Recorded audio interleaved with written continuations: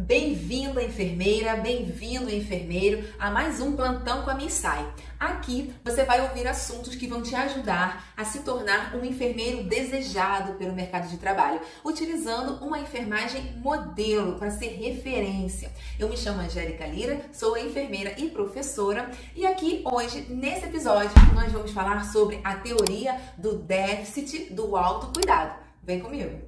Então, gente, quando nós falamos, da teoria do déficit, do autocuidado, temos que falar isso devagar, para não travar a língua, a gente está falando da teoria de uma enfermeira norte-americana que pensou nessa teoria e escreveu sobre ela lá pela década de 70. E essa teoria, na verdade, ela é fundamentada em 3 outras teorias, tá? Também desta mesma enfermeira. Essa enfermeira se chama Dorothea Elizabeth Oren, é isso? Ah, acertei, que eu tô aqui com as minhas anotações e eu não deixo passar nada. Tudo que foi importante que eu quero que você saiba, eu vou procurar falar aqui para você poder aplicar essa teoria na prática. Então vamos lá.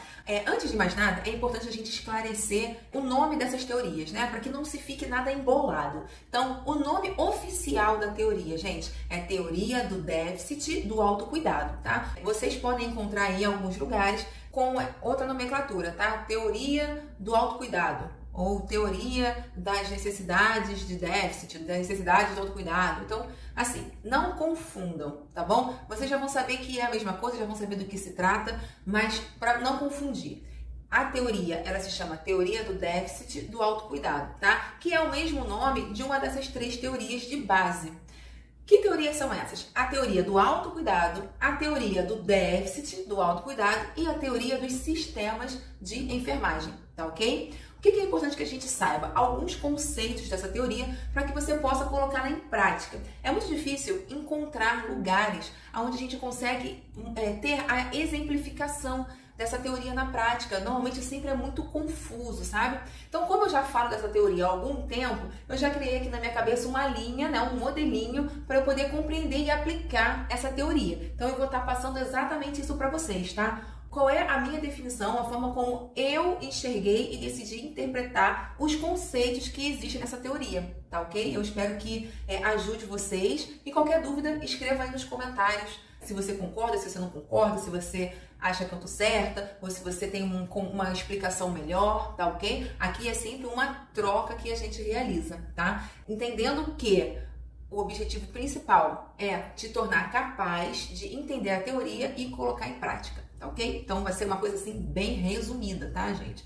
Quem quiser saber os detalhes, as questões filosóficas dessa teoria, aí você já tem que realmente pegar um livro. Eu tenho 2 livros de teoria de enfermagem, então assim, os 2 falam sobre muita coisa filosófica, conceitual, e se você quer realmente aprender e se aprofundar, aí é importante que você pegue um livro. Então vamos lá. O que é legal você saber? Se essa teoria ela está falando sobre o déficit do autocuidado, o autocuidado ele tem um conceito importante, E que conceito seria esse? Uma definição bem simples do que eu gosto de ensinar para os meus alunos, tá? O autocuidado são as ações desempenhadas pelo indivíduo que ele realiza em benefício próprio, para manter a sua vida ou para manter a sua saúde, o seu bem-estar. Tá? Então isso é o autocuidado, são ações que ele produz em favor dele, tá? E também em favor do outro, como da família, por exemplo, do filho e por aí vai. Pessoas que precisam também de ações de cuidado, para a manutenção da vida. E antes de falar dessa teoria na prática, a gente precisa exemplificar aí os metaparadigmas, Como é que Oren enxergava os elementos da enfermagem. Você lembra? Eu já coloquei aí em alguns outros vídeos o que é metaparadigma. Então dá uma procurada que você de repente acha. Se não tá aí, eu vou postar nos próximos dias um vídeo só falando sobre metaparadigmas de enfermagem, tá? Na prática, exemplos práticos. Então, o que são os metaparadigmas? São os elementos da enfermagem, É com o que a enfermagem usa, pensa, avalia para poder exercer a enfermagem, para desenvolver a enfermagem. São 4 elementos: pessoa, enfermagem, ambiente e saúde, tá ok? Então, o que Oren fala sobre o metaparadigma pessoa? Ela fala aqui, gente, que as pessoas, elas são homens, mulheres, crianças, que são nada mais do que seres vivos, indivíduos, tá? Que tem capacidade de refletir sobre si mesma, o ambiente e ações em prol da sua vida, como eu falei, né? O autocuidado são as ações que os indivíduos exercem para manutenção da vida.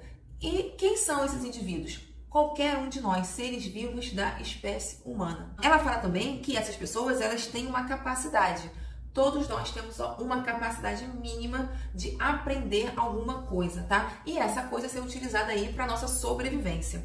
E ela fala também que quando há membros da família que não são capazes de exercer o autocuidado, outros membros acabam exercendo essa função de alguma forma para promover o autocuidado no outro, né? E aí até deixa de ser um autocuidado e passa a ser um outro conceito que eu vou estar falando para vocês. E ela fala uma coisa muito importante, gente. Ela fala que todos nós temos algum potencial para aprender e se desenvolver, tá? Mas que existem fatores que são capazes de afetar esse aprendizado. Como o quê? Como a idade, por exemplo, né? Não adianta você querer ensinar uma criança que está doente, um bebê, por exemplo, ou uma criança de 5 anos, de 4 anos, que está doente e precisa tomar um antibiótico, querer ensinar ela como tomar um antibiótico sozinha. Vocês acham que ela vai conseguir? Não vai, né? Então, a idade é um fator aí que pode afetar esse autocuidado, tá? Outros exemplos, capacidade mental, né? A gente sabe que pessoas que têm limitações cognitivas ou neurológicas, elas podem apresentar aí uma limitação no autocuidado. Barreiras culturais, né? Não falar a mesma língua do lugar onde está, por exemplo. Isso vai dificultar o autocuidado de uma pessoa. Ela pode estar mais exposta ao perigo por não saber se comunicar direito, não entender a língua daquele lugar. Então, questões culturais podem influenciar nisso, tá? Fatores sociais também, o estado emocional também. Pessoas que normalmente estão histéricas ou em estado de choque, elas ficam frágeis, porque elas passam, nem que seja por um momento, né, de dificuldade aí de exercer o autocuidado, né? Elas ficam frágeis. Outras coisas, condições que precisam ter foco, né? Tem pessoas que têm dificuldade de aprendizado porque não tem foco, não conseguem muitas vezes entender o que precisa ser feito para manter a sua saúde. Então, isso são fatores que podem alterar aí esse processo de aprendizado e nós, enfermeiros, precisamos estar atentos para perceber isso na nossa clientela, né? Enfermagem, o que seria esse metaparadigma para Oren? É bem fácil, gente. A enfermagem é interpretada por Oren como uma ciência, tá? Por meio do qual o profissional de enfermagem presta assistência especializada, né? A pessoas que estão aí com algum tipo de incapacidade para exercer o autocuidado. Então, não tem muito o que explicar nisso, é bem simples de entender. E o conceito de saúde, gente? O conceito do metaparadigma saúde para Oren se assemelha muito ao conceito da OMS. Oren fala que os aspectos físicos, psicológicos, interpessoais e sociais vão influenciar na saúde desse indivíduo e que tudo isso é inseparável. Então, o conceito de saúde dela lembra muito da OMS, né? Que fala que saúde é muito mais do que a ausência de doença ou de uma patologia. Também enfatiza que a saúde, ela representa a capacidade das pessoas de agirem com independência, conseguir exercer suas atividades sem precisar que outros a façam no seu lugar. Então, para ela, isso também é um conceito de saúde, tá bom? Você ser capaz de realizar o seu próprio cuidado. E o conceito de ambiente? O que ela define? O que é ambiente? Ela define isso voltado para uma relação social, para um grupo social. Ela fala que o ambiente é a sociedade onde as pessoas vivem, onde elas formam grupos sociais, onde elas devem ser ajudadas sempre com a finalidade de restabelecer a sua condição de independência, de serem capazes de realizar o autocuidado, para poderem ser cuidadores também, né? Ou educadores, ou agentes aí de melhoria no autocuidado de outro indivíduo. Tá bom? E o que influencia nesse ambiente? Ela fala que crenças, antecedentes sociais e culturais, características pessoais, relações existentes entre profissionais de saúde e pacientes, tudo isso tem a ver com o metaparadigma ambiente. Olha que legal.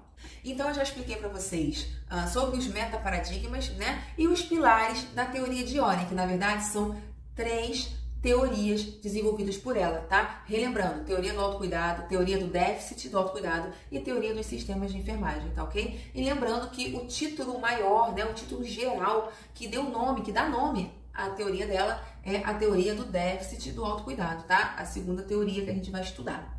Sobre a teoria do autocuidado, o que é importante que eu fale para vocês? Essa teoria, ela descreve Por quê e como que as pessoas cuidam de si próprias, né? Nada mais é, gente, do que a prática de atividades que as pessoas realizam em benefício próprio, como eu falei para vocês, o próprio conceito de autocuidado, né? E esse autocuidado, gente, ele faz parte de todos os seres humanos, tá? Todo ser humano, ele tem algum tipo de capacidade de autocuidado, salvo situações onde as limitações dele são muito grandes, muito intensas, e aí é nesse momento que a enfermagem vai entrar e eu vou falar para vocês como que ela vai entrar lá na terceira teoria. Então, estamos falando da primeira teoria, tá? Que é a teoria do autocuidado. O que Oren fala? Oren fala que a enfermagem tem como meta principal auxiliar esse indivíduo a alcançar as suas exigências terapêuticas de autocuidado, que nada mais são do que as capacidades que uma pessoa tem para viver bem, para conseguir exercer o autocuidado. Como é que ela consegue exercer esse autocuidado? Cumprindo com as exigências terapêuticas de autocuidado, tá? Quando ela não consegue fazer isso, aí acaba aparecendo uma demanda terapêutica de autocuidado. Então, basicamente isso que a teoria do autocuidado fala, tá? E uma outra coisinha muito importante é que quando a gente fala de autocuidado, existem condicionantes que vão afetar essa capacidade do indivíduo, tá? De exercer o autocuidado. Isso faz parte da teoria do autocuidado dela. Olha o que ela provou e estudou, né? Olha que legal. Ela fala que esses condicionantes básicos acabam afetando a capacidade das pessoas de exercerem o autocuidado. E o que seria isso? Como eu já falei, a idade, né, é um fator que influencia. O sexo também influencia nisso. O estado de desenvolvimento da pessoa, condição social, tudo isso são condicionantes que podem afetar a capacidade do indivíduo de alcançar a sua exigência terapêutica de autocuidado, tá? E a partir desse momento acaba se percebendo que vai aparecer uma demanda terapêutica de autocuidado.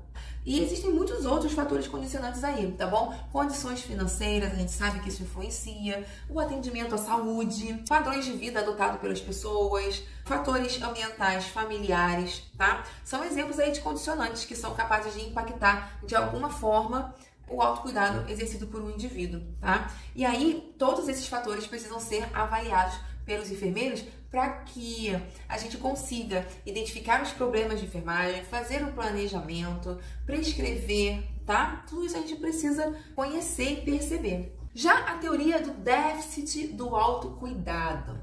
Essa teoria é o que dá o nome, né, à teoria de Oren. E essa teoria é muito legal porque ela fala que sempre que um indivíduo não é capaz de se autocuidar, ou os pais, né, não são capazes de cuidar dos filhos, que são os responsáveis pelo cuidado das crianças enquanto pequenas, né, surge aí uma demanda terapêutica de autocuidado, né? Então, percebam, a demanda terapêutica de autocuidado, ela está existente a partir do momento em que há um déficit do autocuidado.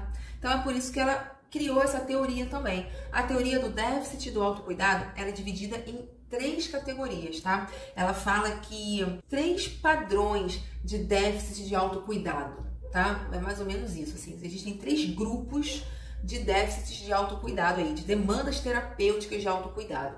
Quais seriam essas demandas, né? Então, são 3 categorias: a universal, as de desenvolvimento e as de desvio de saúde. Vou explicar para vocês como é que ela fala sobre isso. Então, quando a gente fala de requisitos universais, de que a gente está falando? A gente está falando de coisas que são necessárias a todos os seres humanos. É universal. Todo ser humano vai ter esse requisito universal.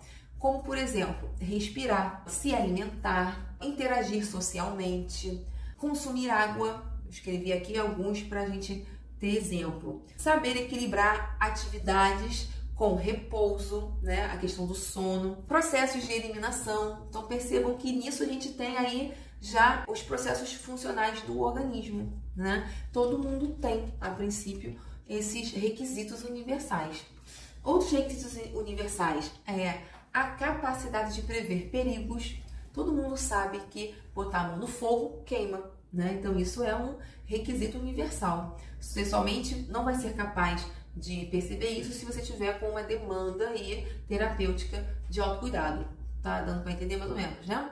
E os requisitos de desenvolvimento? Então, eu gosto de falar que os requisitos de desenvolvimento, eles aparecem de acordo com a maturidade. Sabe quando você é criança e você tem uma limitação para poder desenvolver o autocuidado? Um bebê, por exemplo, ele não consegue comer sozinho. Se você não alimenta um recém-nascido, se você não alimenta o bebê de 1 mês, um bebê de 3 meses, 4 meses, ele vai morrer, né? De inanição, desidratação. Ele não vai ter nutrientes, então ele vai morrer. Porque ele não tem essa capacidade de autocuidado, né? Esse requisito universal dele é limitado, ele tem uma demanda terapêutica de autocuidado.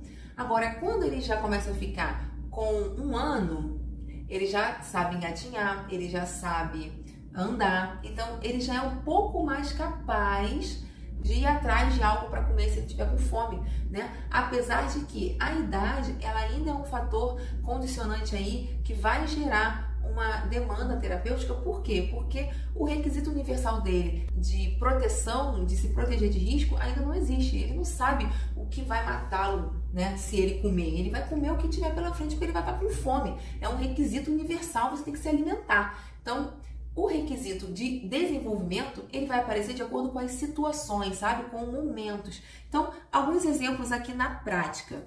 Quando eu tenho que me adaptar a um novo trabalho, eu vou estar desenvolvendo requisitos de desenvolvimento, tá? Quando eu tenho uma nova fase na vida, quando eu estou adolescente, ou quando eu me caso, ou quando eu engravido, né? Você vai ter que desenvolver um conhecimento aí de autocuidado para essas fases da vida. E uma outra coisa também, quando a pessoa está doente ou quando ela se machuca, ela também vai ter que desenvolver uma habilidade para poder cuidar de si, para poder fazer o seu tratamento ou para conviver com essa nova realidade dela. Por exemplo, eu sou diabética. A partir de agora, eu tenho que me tornar capaz de entender o que é diabetes, de entender o tratamento e de querer me cuidar, né? Tomar as minhas medicações, fazer a minha dieta. Então, tudo isso eu tive que desenvolver para poder sobreviver, continuar viva. Então, a gente chama isso de requisitos de desenvolvimento. E sobre a teoria do déficit do autocuidado? Essa teoria é que realmente dá um nome geral, né? Ali para a teoria de Ori. Quando a gente fala de teoria do déficit do autocuidado, tem sempre que falar devagar para não travar a língua, a gente está falando de alguns conceitos que Ori utiliza quando a enfermagem já identificou alguma demanda terapêutica de autocuidado, como eu falei, né? E ela agrupa esses déficits em 3 categorias que todos os indivíduos vão apresentar, tá? Em algum momento da vida. Já apresentam ou podem apresentar em algum momento da vida. Então, que categorias seriam essas? Os requisitos universais, que são competências e conhecimentos que todo indivíduo vai ter. Os requisitos de desenvolvimento e os requisitos de desvios de saúde. Os universais, todo mundo com certeza vai ter, porque ele é muito relacionado às questões fisiológicas do organismo, às questões sociais, às questões psicológicas, comportamentais. Então, questões sobre respiração, alimentação, hidratação, relações sociais, capacidade de se proteger de perigos. Então, tudo isso são requisitos universais. Os outros requisitos, os requisitos de desenvolvimento. Esses requisitos o indivíduo já vai apresentar quando ele estiver passando por algo que ele precisa desenvolver, o próprio nome está falando. Se ele é um bebê e ele cresce, então um requisito universal é que ele precisa se alimentar, né? E o de desenvolvimento? Ele não vai ter esse requisito quando ele é um recém-nascido, porque recém-nascidos, se não forem alimentados, eles morrem. Mas quando você vai tendo um desenvolvimento desse indivíduo, ele vai crescendo, ele adquire o requisito de desenvolvimento para o autocuidado, que é o quê? Começar a andar atrás da própria comida. Então, isso é um exemplo. Outro exemplo, a maternidade. Você não faz a menor ideia de quais são os cuidados que você tem que ter durante a gravidez. Mas quando você engravida, você é obrigada a adquirir esse tipo de conhecimento para poder aplicar, né? Você vai percebendo aí que quando você come muito, você passa mal. Então, para você se proteger dessa condição de ficar passando mal, você entendeu que precisa comer menos. Então, isso é um requisito de desenvolvimento que você adquiriu por estar passando por esse momento, esse período de gravidez. Tá? E os desvios de saúde. Na verdade, são requisitos de desvio de saúde, que chama, né? São 3 requisitos, são 3 grupos de características obrigatórias. Então, falamos sobre a de requisitos universais, requisitos de desenvolvimento, e agora eu vou falar sobre os requisitos de desvio de saúde, que é o quê? quando a pessoa adoece, quando ela está doente, por exemplo. Isso já é um desvio de saúde, né? Porque a ausência de saúde, então tem algo desviando aí do padrão de normalidade.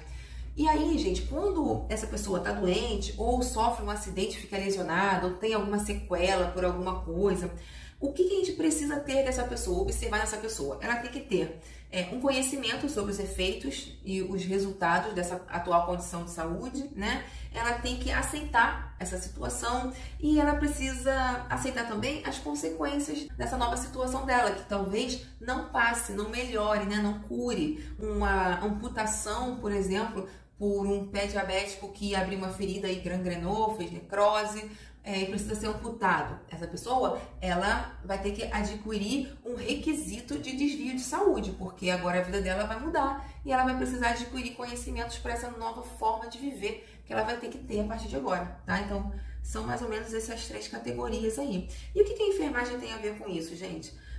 Bem, a enfermagem, ela vai conseguir intervir para minimizar ou resolver esses déficits de 5 formas diferentes. Agindo ou fazendo para a pessoa, guiando ou orientando, proporcionando apoio físico ou psicológico, proporcionando um ambiente de apoio para o desenvolvimento pessoal da pessoa e ensinando ela, tá? Então são 5 formas aí que a gente pode implementar ações para poder suprir esses déficits. Então seria tudo de principal, né, que a Oren desenvolveu nessa teoria do déficit de autocuidado.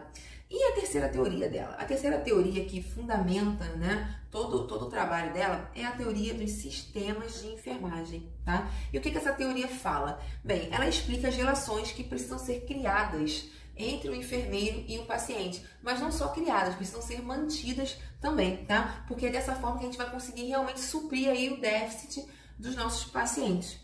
E se houver um déficit de autocuidado, né, isso é, se existir realmente um problema que o indivíduo não consiga resolver, lembra que todo indivíduo ele tem que fazer algo que precisa ser feito para manter a saúde dele. Ele sempre tem que ser capaz de cumprir uma exigência terapêutica de autocuidado. Quando ele não é capaz, aparecem aí as demandas terapêuticas, que é quando a enfermagem é exigida nessa situação, tá? E aí existem 3 formas que ela fala que a enfermagem tem de intervir, tá? Ela agrupa as ações da enfermagem em 3. O sistema totalmente compensatório, o sistema parcialmente compensatório e o sistema de apoio à educação. Por isso que ela fala que é a teoria dos sistemas de enfermagem, porque ela entende que tem 3 formas, né, da enfermagem estar atuando. De forma totalmente compensatória, que é quando o indivíduo ele é incapaz de exercer o autocuidado, então a enfermagem tem que assumir esse papel do indivíduo. O sistema parcialmente compensatório, que é quando o indivíduo ele é capaz de realizar algumas ações de autocuidado, mas não todas e nem 100%.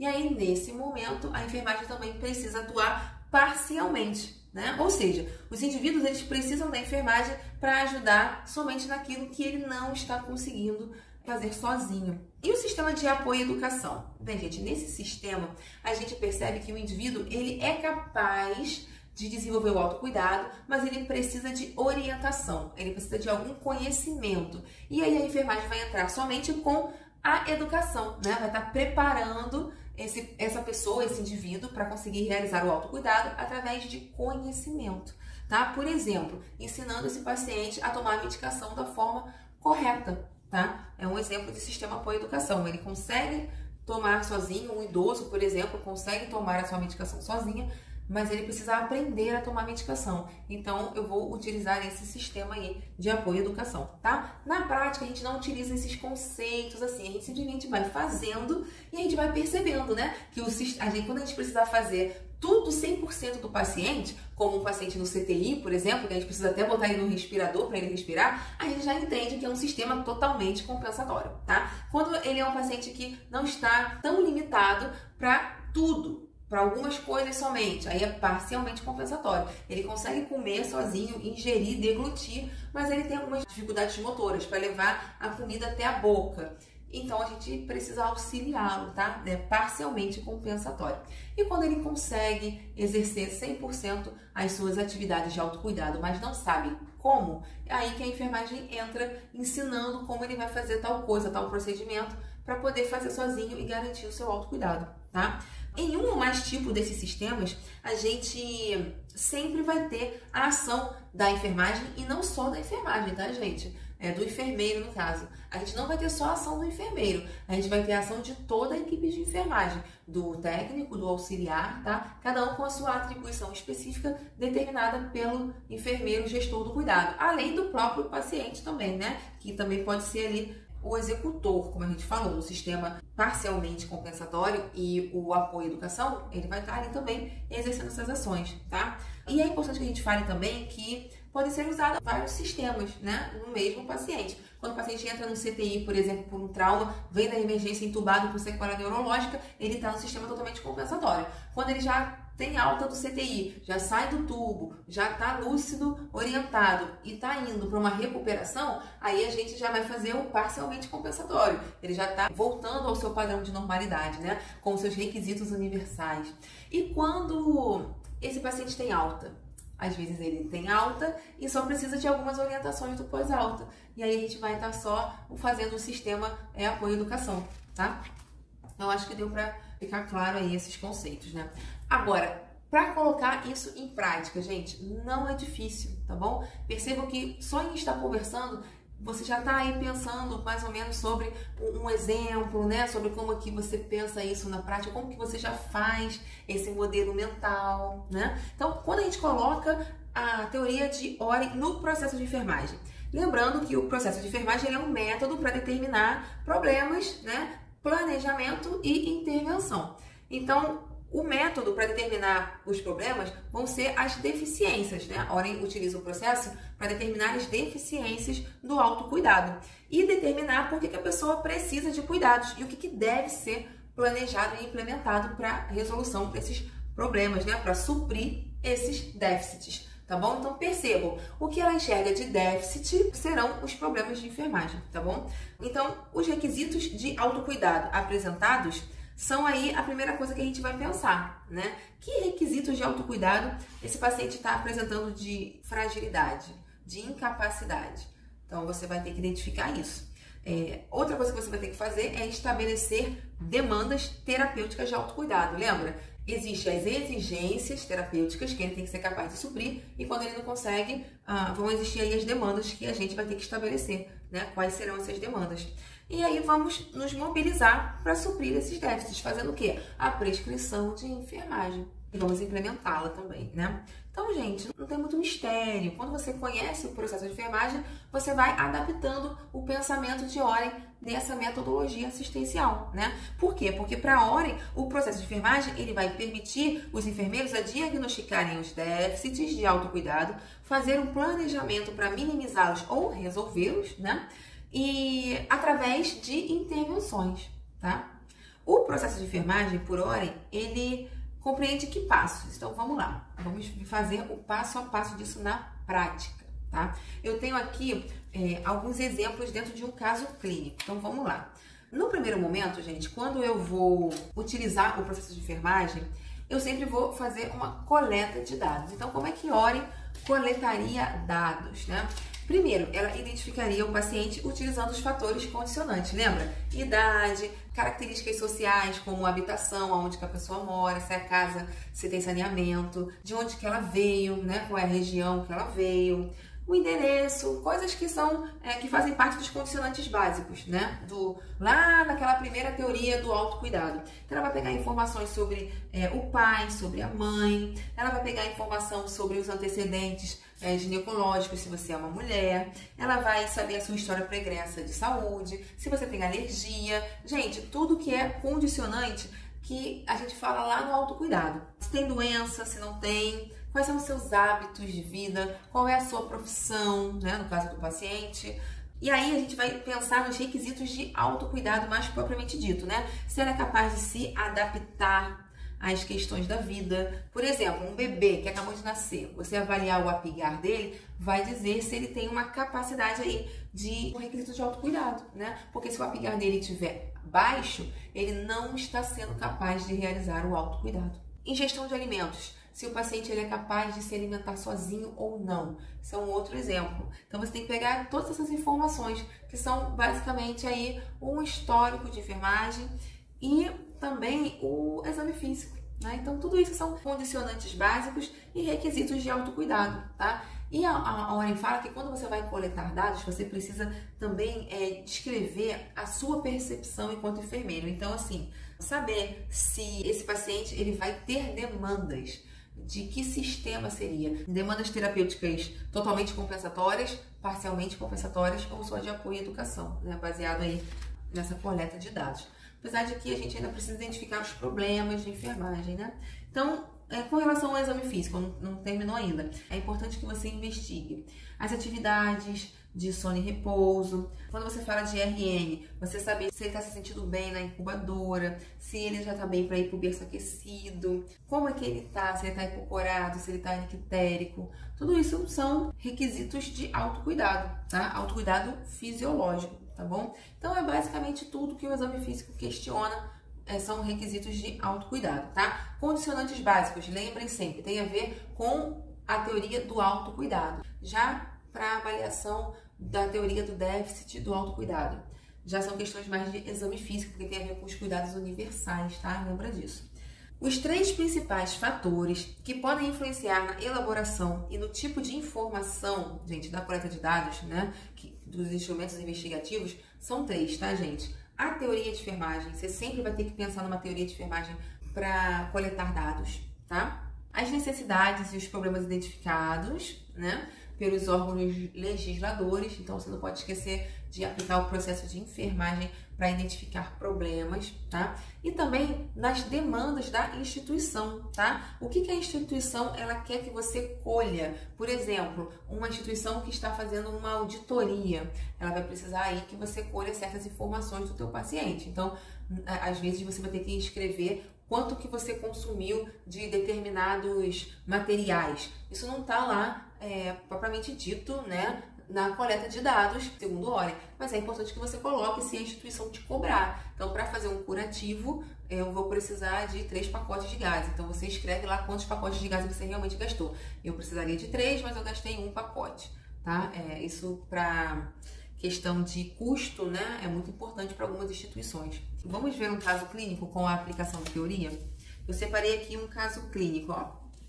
Não é grande, ele é pequeno. Identificação. A identificação do paciente sempre serão os condicionantes, tá? Condicionantes que podem influenciar nesse autocuidado. Então, é importante que você saiba o nome, a idade, tá? Então, vamos lá, vamos ler o caso clínico, tá? Pablo, de 80 anos, melanodérmico, do sexo masculino, aposentado, era porteiro em uma escola.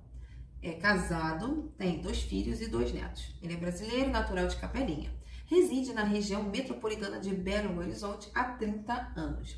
Então, esse é um dos casos clínicos que eu costumo utilizar de um dos livros que eu uso para preparar as minhas aulas e as palestras, tá? Então, a história atual, né? A história do problema atual. Iniciou com úlceras venosas nos membros inferiores há aproximadamente 20 anos, com o retorno das lesões, sem nunca alcançar uma cicatrização. Fez vários tratamentos no decorrer de todos esses anos. Nossa, essa é a realidade da atenção básica. Atualmente apresenta 2 lesões, uma no membro inferior esquerdo e outra no membro inferior direito. Está em tratamento ambulatorial, faz uso de terapia compressiva inelástica, bota de UNA, que eu canso de fazer nos meus pacientes, limpeza com soro fisiológico em jato e protosan, tá? Isso é muito importante você escrever. Se ele já faz algum tratamento, é um condicionante de saúde, tá? Ele usa também como cobertura carvão ativado com prata, hidrogel, gaze e bandagem elástica. Refere que tem dores frequentes há anos nos membros inferiores, nas áreas lesionadas. No score de EVA, 5 de 10, tá? Então, é uma dor que incomoda ele, né? História de saúde pregressa. E aí, essa história de saúde pregressa, a gente já vai identificar aí uma possibilidade de desvios de saúde. Nesse caso aqui, ó, ele é portador de hipertensão arterial e insuficiência venosa. Então, perceba, é o requisito de desvios de saúde lá da teoria do déficit do autocuidado. Eu sei que você está anotando tudo, né, o que é de cada teoria para ir assimilando, né, que essa é a melhor forma que a gente tem de aprender, tá, gente? Ó, rascunhando, igual eu fiz aqui, ó, escrevendo. Informações importantes também, que depois que ele ficou doente, né? Então, tudo que tem a ver com desvio de saúde é porque tem a ver com a doença. Ele usa atenolol de 25 mg uma vez ao dia, doxazosina de 2 mg à noite e relata varicectomia há 3 anos. Então, olha, ele já tentou fazer um tratamento cirúrgico, né, uma intervenção, mas que não deu certo. Nega internações anteriores e desconhece ter alergias.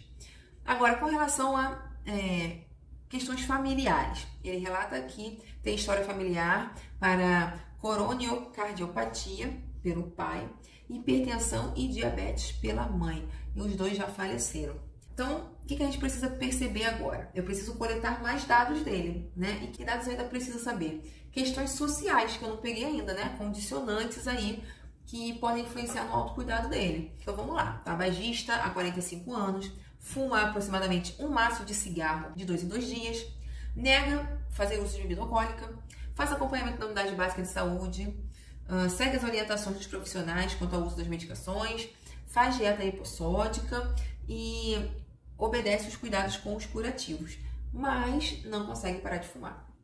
Ele gosta de assistir televisão, não gosta de sair de casa em virtude da dificuldade de deambular por conta das feridas, né? Afirma que escuta as pessoas ao seu redor reclamarem de um odor desagradável quando ele está perto e sente-se desanimado, né? De certa forma, incapaz por tantos anos tendo que conviver com essas lesões.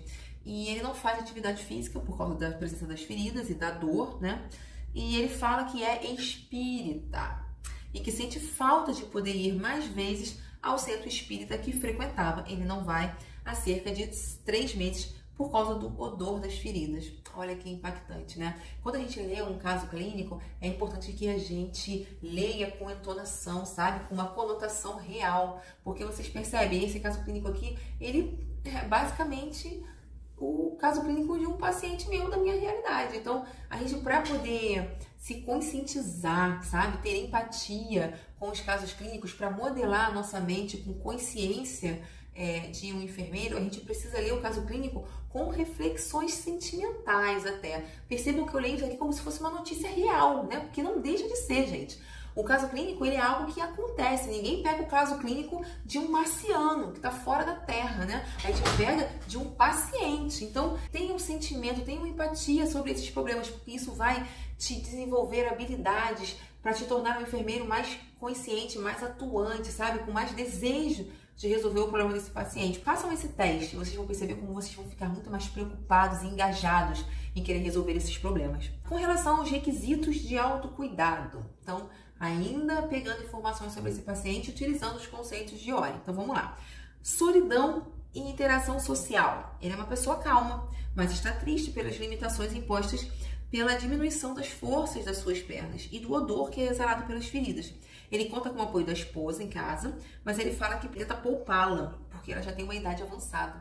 Com relação à atividade e repouso, ele dorme cerca de 8 horas por noite, ele refere dificuldades para deambular, usa muleta e diz não necessitar de ajuda para se levantar, sentar ou deitar. Então ele consegue se locomover sozinho ainda, né?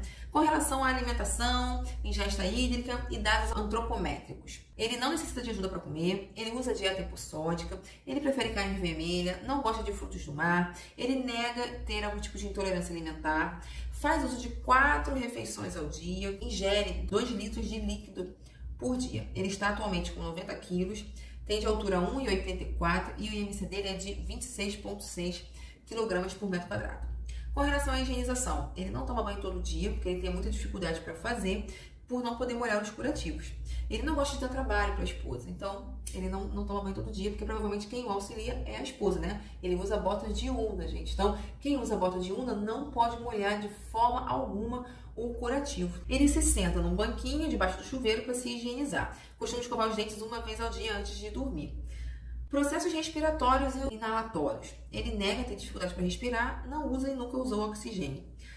Processos de eliminação. Nega disúria, tá? Informa que a urina está com aspecto normal, amarelo claro, tá? Então a gente pode colocar aí urina com aspecto fisiológico, tá bom? E refere já ter evacuado hoje. Férias amarronzadas e consistentes. Então eu costumo sempre escrever uma frasezinha clássica assim: eliminações vésico-intestinais presentes e normais, ou então eliminações vésico-intestinais fisiológicas. Então isso já quer dizer o quê? Que ele está urinando e evacuando sem problema nenhum, tá? A gente só vai escrever mais coisas se apresentar alguma anormalidade. Com relação a processos sexuais, não há dados de interesse clínico. Então, o último exame preventivo de câncer de próstata foi realizado há 9 meses. Então, não há dados de interesse clínico, significa que eu não sou obrigada a perguntar sobre isso. Observações. Ah, tá, agora que eu me toquei aqui, né? Ela escreve isso porque tem um propósito, tá, gente? Quando ela escreve não há dados de interesse clínico, significa que, de repente, ele falou alguma coisa pra ela que ele não se sentiu confortável que fosse escrito no prontuário. Então, ela simplesmente entendeu que não havia essa necessidade, né? A partir do julgamento clínico dela. Então, ela não escreveu no prontuário. Ela falou que não há dados que interessassem com relação à vida sexual do paciente. Isso é possível, tá, gente? Não é errado, não. O enfermeiro pode escolher o que vai escrever, as informações que ele vai colocar que são pertinentes, que ela acredita que são pertinentes. Observações. Deficiência no autocuidado dentário por limitação financeira. Então, isso é uma observação que ela achou importante escrever. Refere também que só realiza higiene oral de noite por achar que essa intervenção é o suficiente. Então, olha só o autocuidado dele aí, fragilizado por déficit de conhecimento, né? Com relação ao exame físico, então vamos lá. Processo neurológico e sentido.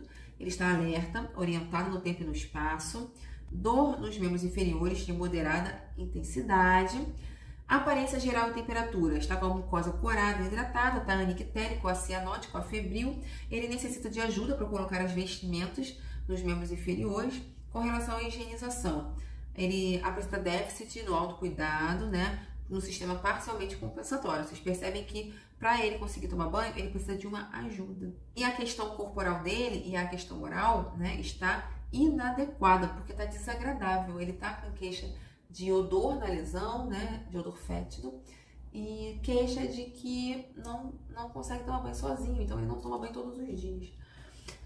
E a questão oral também, né, gente? Ele só escova a boca uma vez ao dia.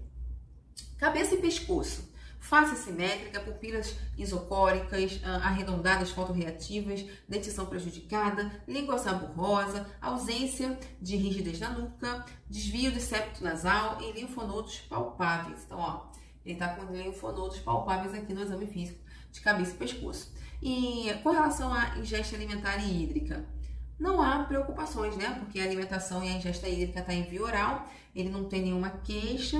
Então, assim, percebam que eu vou fazendo o exame físico, gente. Eu não vou ler todo esse exame físico, não, porque eu achei que ele ia estar pequeno, mas ele está um pouco extenso, né? Então, assim, acho que já deu para entender mais ou menos o que eu quis dizer aí com a coleta de dados. Eu vou estar sempre coletando dados de condicionantes de saúde e dos requisitos universais de desenvolvimento e desvio de saúde, tá? E aí, gente, quando eu faço isso, eu consigo perceber quais são as demandas terapêuticas, né? Porque vocês perceberam que tem várias exigências aí terapêuticas que ele não está conseguindo cumprir. Então, eu, no meu raciocínio clínico, utilizando o processo de enfermagem, a primeira etapa, eu já estou percebendo aí que vão acontecer demandas terapêuticas. E aí são os meus problemas de enfermagem, tá? Aonde eu vou ter que atuar. Eu já estou percebendo que eu, enquanto enfermeira, vou ter que atuar ou com sistema totalmente compensatório, ou parcialmente compensatório, ou de apoio à educação, tá? No caso, eu vou ter que usar os três, né? A gente vai ter que usar os três sistemas aí,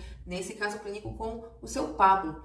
No caso das feridas, presença de ferida, ele faz o tratamento de bota de una, ele não pode fazer isso sozinho, então ele depende totalmente de mim enquanto enfermeira. Com relação à questão de cuidados de higiene, ele precisa de auxílio, né, para os cuidados de higiene, para poder se vestir, para poder aliviar as dores dele. Então percebam, eu vou atuar nisso daí de forma parcial, né, parcialmente compensatória. E no sistema de apoio à educação, eu vou orientá-lo, né, com relação à questão de higiene bucal. Vou ter que explicar para ele que ele precisa escovar o dente mais de uma vez, sempre após cada refeição. Eu vou orientá-lo que ele precisa parar de fumar, né? Isso é importante para ele parar de fumar, porque as feridas dele poderiam estar menores, né? Ou fechadas, mas não estão. Então, tudo isso eu tô aqui na minha cabeça, tá? Já tô aqui pensando na minha cabeça, no meu modelo mental, usando o meu raciocínio clínico, tá bom? E quando que eu vou para a segunda etapa do processo de enfermagem? Bem, agora, né? Exatamente nesse momento em que eu já estou identificando esses problemas, fazendo um julgamento clínico, eu vou escrever todos os problemas que eu encontrei. Então, eu listei aqui alguns, ó. Integridade da pele prejudicada relacionada ao comprometimento da circulação sanguínea pela insuficiência venosa. evidenciado por lesões nos membros inferiores, né? Então percebam, eu consegui colocar aqui um diagnóstico de enfermagem de acordo com o Nanda, né? Eu coloquei o problema de enfermagem, o título, coloquei a causa e coloquei os sintomas, né? Os sinais, no caso, a presença da ferida. E tem mais coisa que eu posso colocar aqui, tá? Que no caso, como é uma ferida, eu preciso colocar, porque as características da ferida são importantes aí para que eu possa lembrar na próxima consulta, ou algum outro enfermeiro que vai fazer a ferida saiba como é que essa ferida estava. E aí, o que a gente precisa fazer? A gente precisa levantar os diagnósticos de enfermagem. Então, eu vou dar aqui 3 exemplos de diagnósticos de enfermagem para nossa atuação enquanto enfermeiros, para que você entenda como é que eu aplico o sistema totalmente compensatório, parcialmente compensatório e de apoio à educação, tá bom? Então, quando que nesse caso o paciente vai precisar 100% de mim, da minha atuação? Qual o problema que você enxerga? Eu gostaria muito que você participasse, interagisse comigo nos comentários. Então, coloca aí, responde, Angélica. O problema que o paciente vai depender 100% de mim é tal. Então, coloca aí nos comentários se você souber, se você estiver assistindo esse vídeo até aqui. Um problema, eu vou falar para vocês, que é o que eu mais gosto de tratar, é o de integridade da pele prejudicada, relacionado ao comprometimento da circulação sanguínea secundária à insuficiência venosa, né? Então, ele tem um comprometimento de circulação que é secundário por causa da insuficiência venosa. Então, olha que eu estou escrevendo aí a causa, né? Tô fazendo igual a Nanda orienta. E mais, eu ainda escrevi evidenciado por. Evidenciado pelo quê? Pela presença de feridas nos membros inferiores, tá bom? E aí você ainda pode fazer mais, você pode colocar mais características dessa ferida. Por quê? Porque aí você vai lembrar na próxima consulta ou no próximo curativo como é que essa ferida estava, para saber se ela está melhorando ou não. E se um outro enfermeiro for fazer o curativo, vai poder ler lá no seu registro da última consulta para poder saber se essa ferida está melhorando ou não, tá? Então você pode colocar aí que está acometendo a derme e a epiderme, com 90% do tecido de granulação e 10% de necrose. O exudato, né? Eu sempre escrevo o exudato. Muito exudato, pouco exudato. Qual é a coloração desse exudato? Aqui no caso é grande quantidade e com odor fétido, bem clássico dos pacientes com úlcera vascular. Inclusive você pode escrever, precisa, né? Deve escrever aí a largura dessa úlcera, tá? A gente costuma medir com uma reguinha, não precisa encostar na ferida. Eu costumo pegar a régua que tem lá em cima da mesa e aí eu chego bem próximo, assim, escolho uma borda e aí vejo a medida do todo, sabe? Do tecido que tá ali sendo comprometido. Então, gente, isso é um diagnóstico de enfermagem aonde eu vou atuar, né? Num sistema totalmente compensatório, porque eu vou ter que lavar essa ferida, eu vou ter que tratar essa ferida e é uma coisa que eu, enquanto enfermeira, vou ter que fazer. Ele não é capaz de fazer por si, né? Então, esse é um exemplo aí da aplicação do sistema totalmente compensatório. Parcialmente compensatório, olha só o que eu escrevi. Déficit no autocuidado para banho relacionado ao fato de não poder molhar os curativos e ter uma rede de apoio deficitária, pois a sua esposa é muito idosa. Evidenciado por sujidades e odor desagradável em superfície corporal. Então, olha só, mais uma vez eu consegui escrever o problema, né, o título diagnóstico aí, que é o foco e o meu julgamento, onde eu tô falando que ele tá com autocuidado para banho deficiente, né? Eu falei a causa, que é por causa das feridas que ele tá apresentando, na verdade não é nem por causa da ferida, é por causa dos curativos, né? Que são aquelas botas de una que não podem molhar. E qual é a evidência? A presença de sujidade corporal e odor desagradável, né? Apesar de que esse odor desagradável não vem exatamente do déficit para o banho, e sim por causa das secreções, do exudato que essa ferida está apresentando, né? Mas, de qualquer maneira, eu botei esse diagnóstico aqui, que é o que está escrito lá no livro do caso clínico que eu peguei. Um outro exemplo, onde eu vou atuar parcialmente. Então, percebam, eu vou atuar parcialmente por quê? Porque eu vou tentar ajudá-lo a desenvolver técnicas para que ele consiga tomar o banho dele todo dia, né? E por quê? Porque com relação à ferida, eu já fiz a minha intervenção, eu já coloquei lá uma placa de carvão ativado, que eu sei que é uma cobertura bem usada para ferida com odor fétido, muito exudato, com necrose. Então a gente costuma utilizar aí carvão ativado, tá?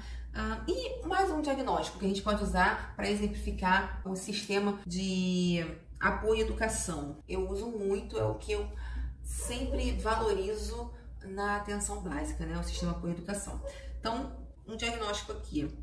Proteção ineficaz relacionada a extremos de idade e comprometimento na circulação sanguínea por causa da insuficiência venosa, evidenciada por lesões cutâneas de longa data, aproximadamente 20 anos, sem nunca alcançar a cicatrização. Então, o que isso prova, gente? Prova que ele não está sendo capaz de se proteger. Então, a proteção é ineficaz, tá? Porque ele já é um idoso. Então, observem, ele está muito frágil, né? Então, ele tem limitações, inclusive cognitivas, né? Para poder ter essa presença do déficit de autocuidado. Então, uma das coisas que eu preciso fazer com ele é explicar para ele quais são as causas desse problema que ele está tendo, dessas lesões, mostrar para ele como que essas lesões estão, explicar a gravidade, né? Mostrar para ele o tratamento que eu estou fazendo e o porquê desse tratamento, e falar para ele que os hábitos de vida que ele está tendo, a forma como ele está vivendo a vida, podem estar influenciando nessa lesão.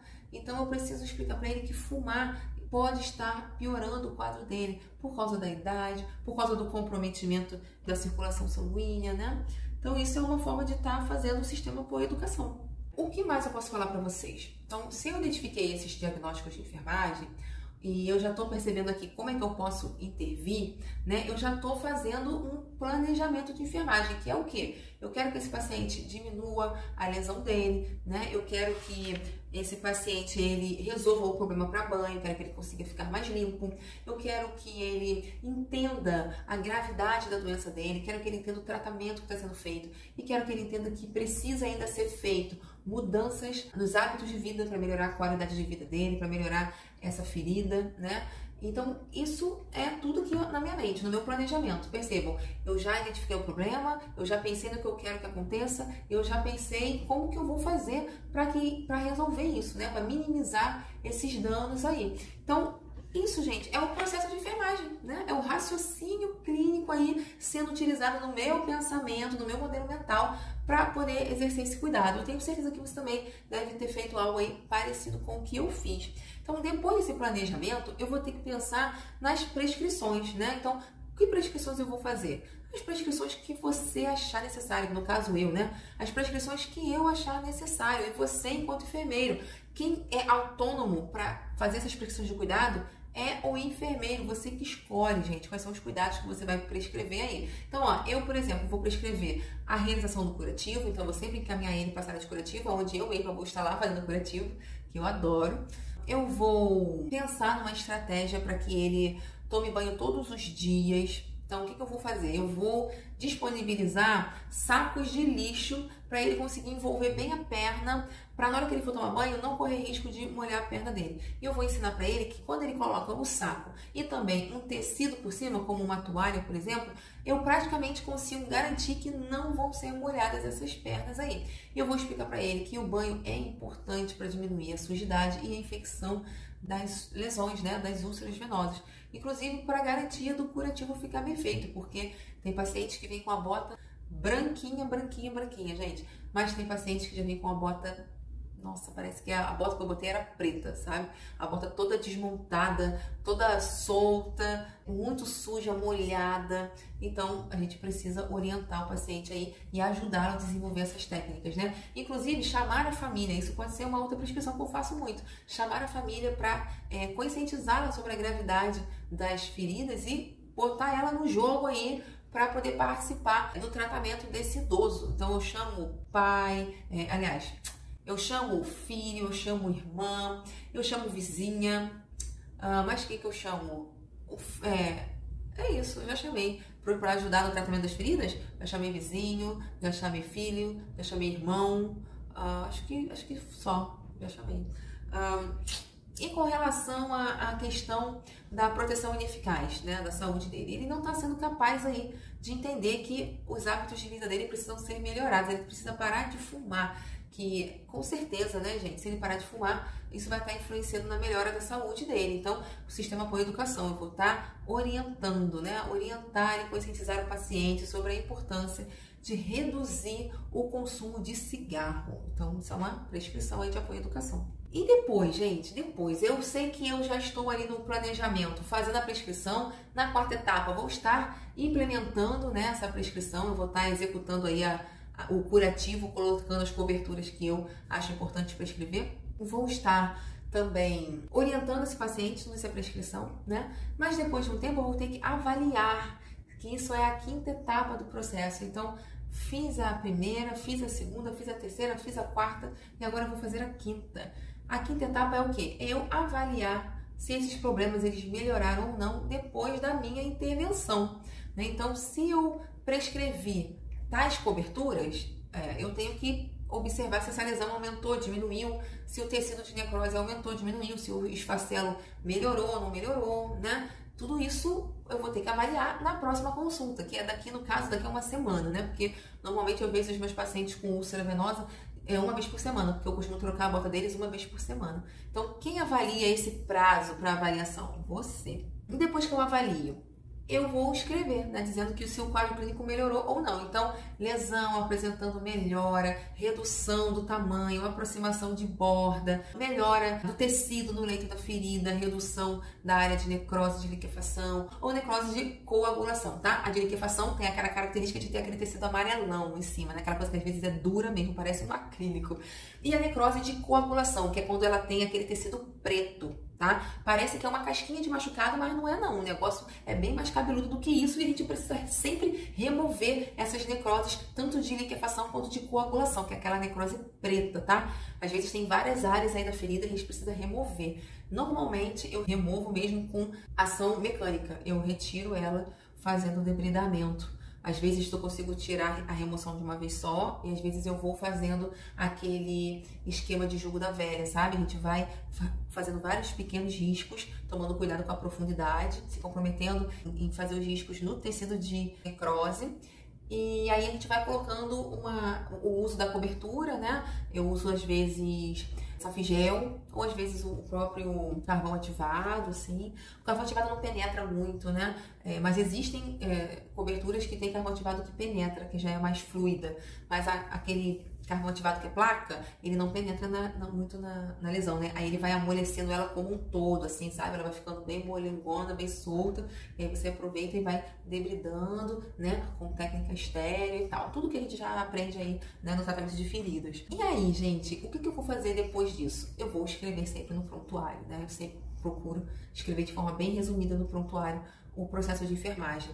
E aí você vai dizer se a sua ação colaborou para a redução do déficit do autocuidado do teu paciente, tá bom? Não é difícil, mas também não é algo muito simples, né? Você precisa aí praticar isso, gente. Só consegue se habituar a utilizar esses conceitos praticando, tá? Então, resumindo a teoria de Oren, você vai sempre avaliar os condicionantes, né, do autocuidado, que é o que ela fala na teoria do autocuidado. Depois você vai avaliar os requisitos de autocuidado, né, que são os universais, os de desenvolvimento e os desvios de saúde, quando a pessoa já está doente. Isso ela ensina na teoria do déficit, do autocuidado, né? E depois você vai utilizar a teoria dos sistemas de enfermagem, que é quando você vai intervir diretamente aí com algumas ações para promover uma melhora do déficit do autocuidado, né? Dos problemas de enfermagem, tá bom? Bem, gente, eu espero que vocês tenham gostado dessa aula,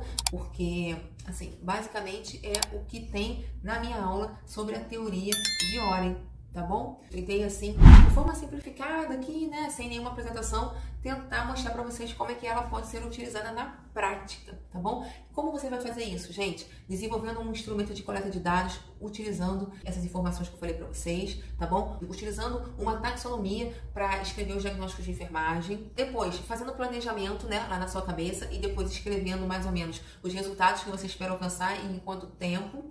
Depois, implementando, né, o que você prescreveu, lembrando que prescrição de enfermagem é o produto do planejamento de enfermagem, e depois avaliando, tá bom? Então é isso, gente. Espero que eu tenha ajudado vocês. Se vocês gostaram dessa aula, escreve nos comentários para eu saber, né, se essa aula tá legal.